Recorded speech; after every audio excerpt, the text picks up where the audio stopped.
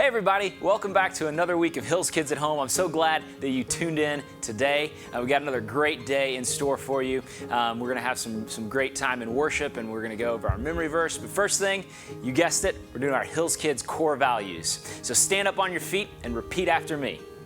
Love God, love others, give your best, have fun. Great job, everyone. Let's worship together today.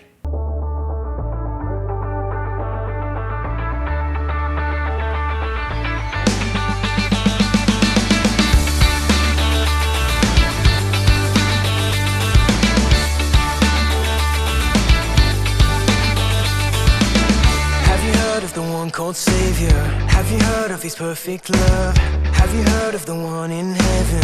Have you heard how He gave His Son? 'Cause I have found this love, I believe in the Son. Show me your way. Jesus, you are my best friend, and you will always be, and nothing will ever change that. Jesus, you are my best friend, and you will always be, and nothing will ever change that.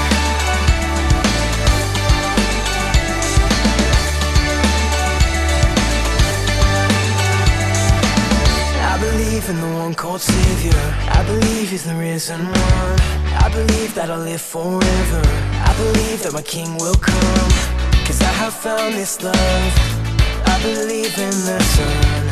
Show me your way. Jesus, you are my best friend, and you will always be, and nothing will ever change that. Jesus, you are my best friend, and you will always be, and nothing will ever change that. Nothing will ever change that. Nothing will ever change that. Nothing will ever change that. Nothing will ever change that. Jesus, you are my best friend, and you will always be, and nothing will ever change that. Jesus, you are my best friend, and you will always be, and nothing will ever change that. You will always be, forever you and me. Oh, nothing will ever change. Jesus, you are my best friend, and you will always be, and nothing will ever change that. Jesus, you are my best friend, you are my best friend, you will always be, and nothing will ever change that. And nothing will ever change that. Nothing will ever change that. You will nothing will ever change that. Nothing will ever change that.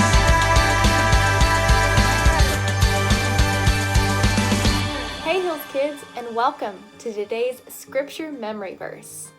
All right, if you are ready, go ahead and stand up on your feet. The first time I say the memory verse, you can just listen. The second time I say it, I'll say it a little slower so you can repeat after me. And the third time, we'll all say it together. Give me 2 thumbs up if you're ready. All right, here we go. Love one another deeply. Honor others more than yourself. Stay excited about your faith as you serve the Lord. Romans 12:10-11. All right, this time I'm going to say it a little slower so you can repeat after me. Are you ready? Love one another deeply. Honor others more than yourself. Stay excited about your faith as you serve the Lord. Romans 12:10-11. All right, guys, let's do it one more time, and this time together. Are you ready? Here we go. Love one another deeply. Honor others more than yourself. Stay excited about your faith as you serve the Lord. Romans 12:10 through 11. Great job, guys. I'm so excited you decided to stop by today. Remember, if you want to earn some Hills Kids bucks, just go ahead and record yourself saying the memory verse and be sure to tag the Hills Kids on Instagram. See you next week. Man, I just love this memory verse. And this is your very last week to memorize it. So if you haven't done it yet, make it a priority. And we would love to see a video of you saying the memory verse this week. So have your parents record you, post it to Instagram, tag the Hills Kids, and we'd love to see you right there. All right, are you guys ready for the lesson today?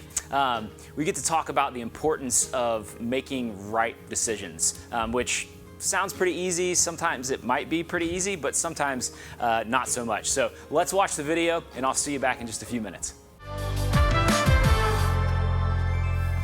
Hey there, my name is January, and I've got a lot on my mind today.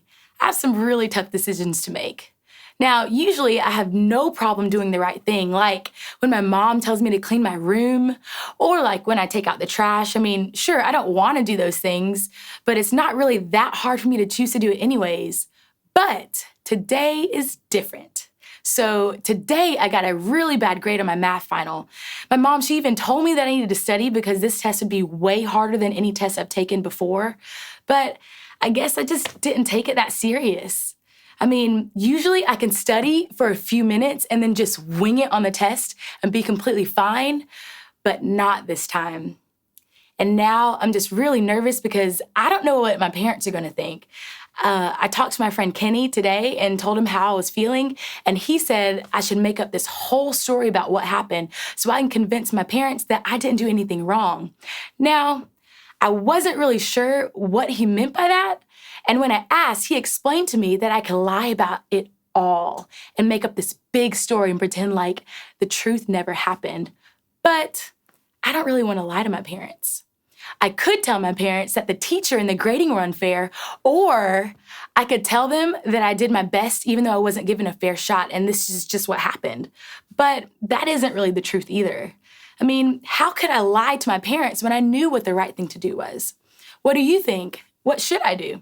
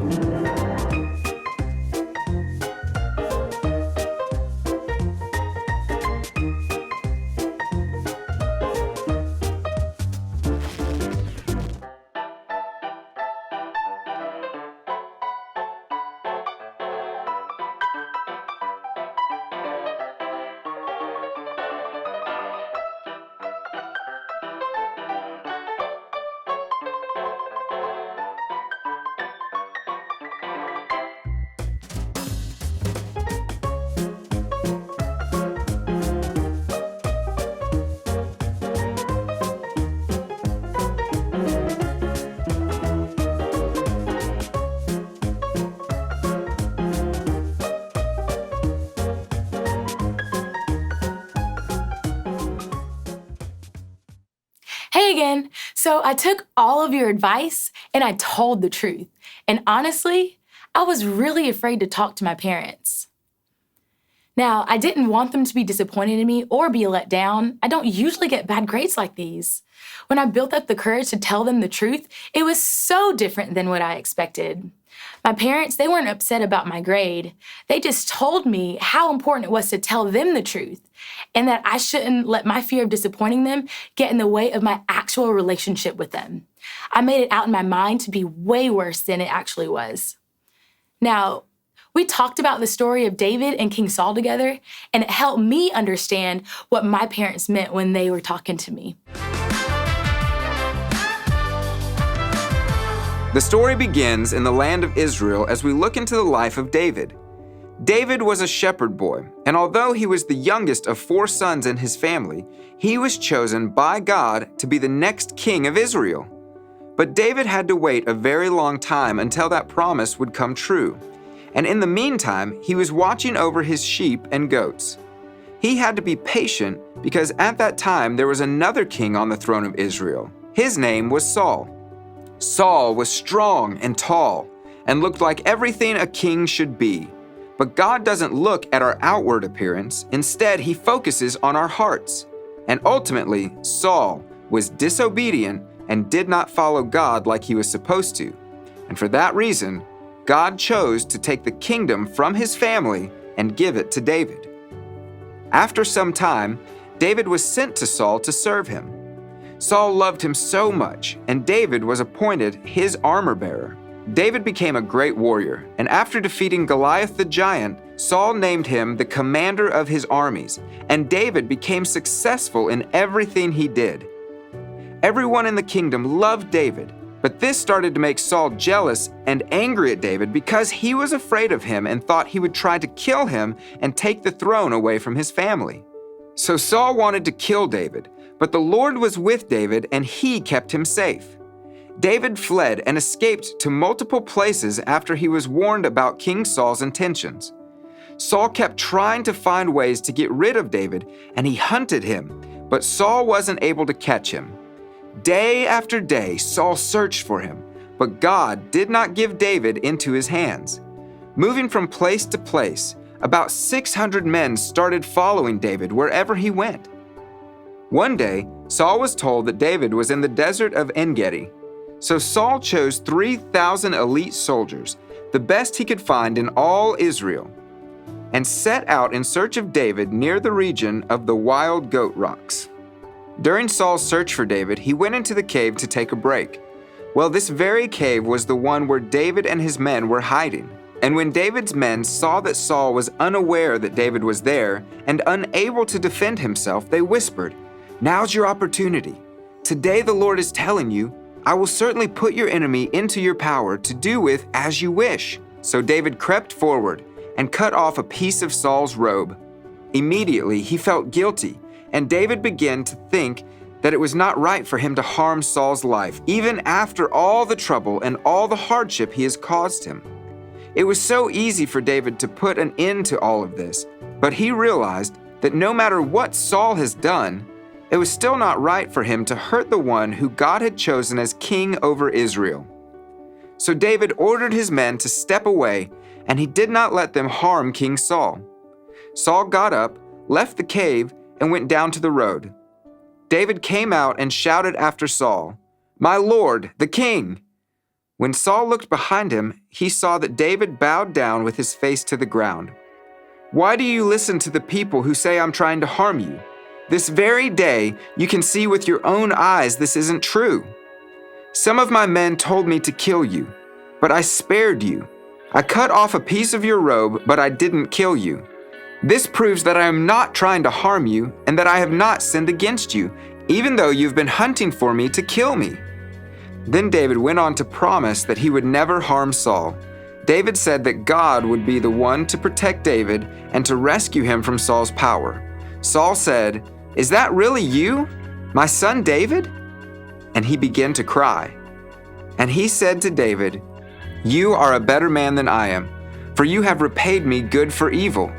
Yes, you have been amazingly kind to me. For when the Lord put me in a place where you could have killed me, you didn't do it. Who else would let his enemies get away when he had him in his power? May the Lord reward you for the kindness you have shown me today. And now I realize that you are surely going to be king, and that the kingdom of Israel will flourish under your rule. Now swear to me by the Lord that when that happens, you will not kill my family." So David promised that he would not hurt Saul's family, and they left each other in peace. Now Saul continued to cause difficulty in David's life, but David kept his promise, and in time, David did become king of Israel. David was dearly loved by God, and Israel did flourish under his rule, because David did everything that God wanted him to do, and he was a man after God's own heart. When David was given the chance to kill King Saul, the people who were around him, who were probably his good friends, they prompted him to do it anyway, even though they knew that the Lord told David not to kill King Saul.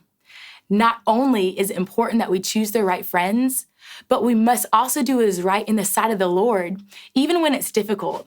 Now, God helped David do the right thing, and God helps me do the right thing. Thank you so much for learning with me today. I'll see you real soon. Wow, what a great lesson today. So awesome that God is always with me, no matter what. All I have to do is invite him to be in my life. And guess what? If you choose to let God into your heart and you trust him just like David trusted him, God will always give you strength and he'll help you to do the right thing every time. In just a minute, we're going to bring up a prayer on the screen, and you can pray that prayer together with your family and invite Jesus into your life today. Thank you so much for tuning in, and we'll see you again next time.